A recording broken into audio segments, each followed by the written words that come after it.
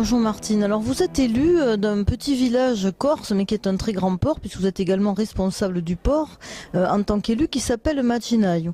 Et alors, c'est le Cap Corse, c'est toute la féerie de la Corse racontée en un seul port, grâce au modèle Odyssea. Alors expliquez-moi cette aventure. Mais pour nous, cette aventure a commencé un petit peu avec notre élection, puisque nous étions une bonne équipe d'amis, de copains, puisque nous nous sommes rencontrés sur les bancs de l'école. Et nous avons décidé de prendre en main un petit peu l'avenir de notre commune, on ne va pas rentrer dans ce domaine-là, mais la gestion ne nous convenait pas. Donc nous nous sommes lancés dans l'aventure.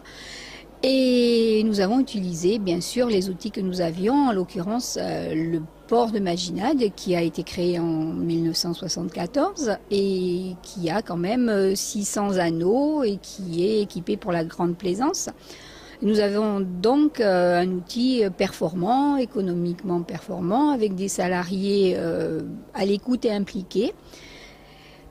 Et lorsque nous avons été désignés comme port exemplaire et que nous avons été à l'initiative du premier projet Odyssea, nous nous sommes investis, on va dire presque individuellement, parce que la commune n'avait pas les fonds nécessaires, la commune étant toute petite, une petite commune de 500 habitants l'hiver, où il n'y a pas non plus pas du tout d'industrie, bien sûr, des petits commerces artisanaux et familiaux.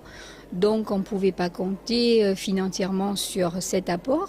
Mais on avait autour de nous tout un tissu économique, on avait beaucoup de bonne volonté, on avait les mémoires dans nos villages avec des personnes âgées, des personnes, on va dire, raisonnables, qui ont réussi à nous faire passer cet amour de la commune et l'explication du développement jusqu'à nos jours. Mais on avait aussi sur la commune un office de tourisme, un petit office puisqu'il n'avait qu'un seul employé, il en a 2 aujourd'hui, et une personne très impliquée, très militante et très dynamique qui a réussi à fédérer toutes ces bonnes volontés. Et on s'est appuyé sur le patrimoine existant, puisque sur la commune de Maginade, nous avons aussi bien au niveau architectural, au niveau patrimonial, nous avons les maisons des Américains, nous avons des tours, nous avons des moulins, nous avons un petit peu toutes les racines et tout ce qui est ancré dans cette Corse profonde. Et à partir de là, on a mis tout ça en réseau, en images, on s'est appuyé sur les outils que nous offrait Odyssea. Et ça a été pour la commune une opportunité de réaliser ce souhait de voir notre petite commune devenir un grand port et un grand territoire. Donc en fait, quand on arrive dans votre commune, on a toute la Corse en résumé. Le pays est donné tout entier à partir de votre port, puisque on a les églises byzantines avec cette influence que vous avez des Grecs, que ne partage pas toute la Méditerranée.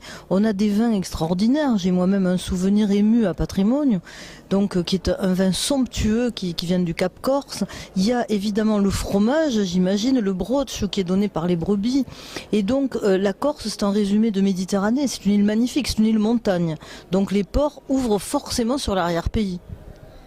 Oui, les ports sont sur l'arrière-pays et en plus très proches parce que on va dire qu'à 1 heure de voiture, vous quittez le littoral, ce littoral avec des eaux limpides, pour arriver à l'intérieur des villages où tout est encore resté à dimension humaine. Comme vous disiez, les fromages chez nous sont toujours faits de façon artisanale.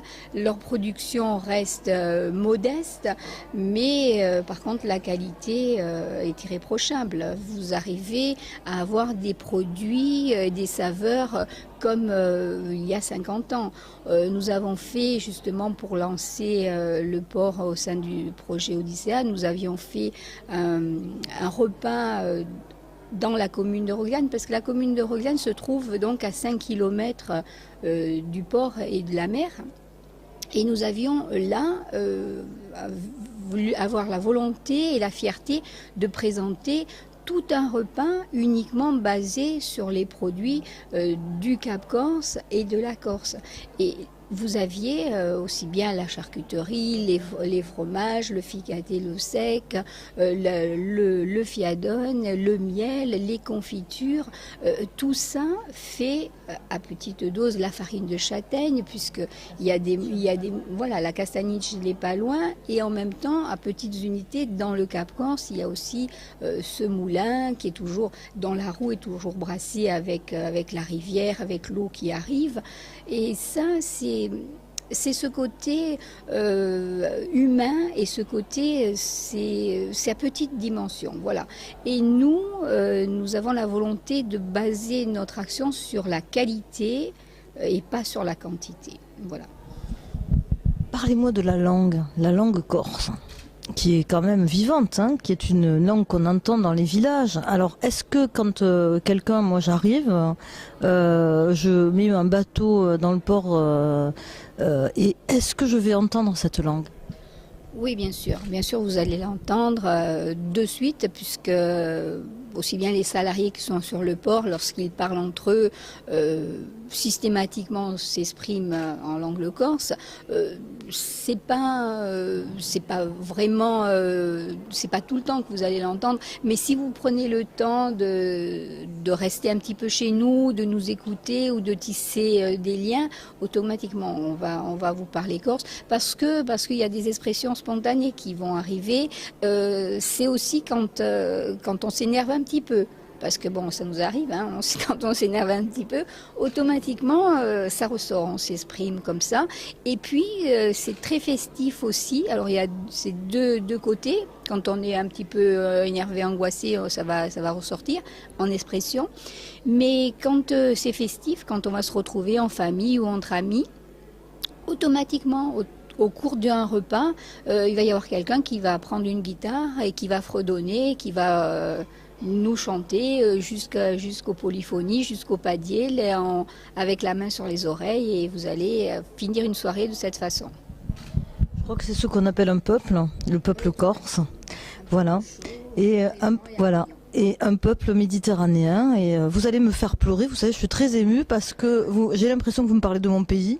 Et je crois que l'Europe a intérêt à comprendre qu'il y a des spécificités, qu'il y a des complémentarités et qu'il y a des espaces et des âmes à préserver.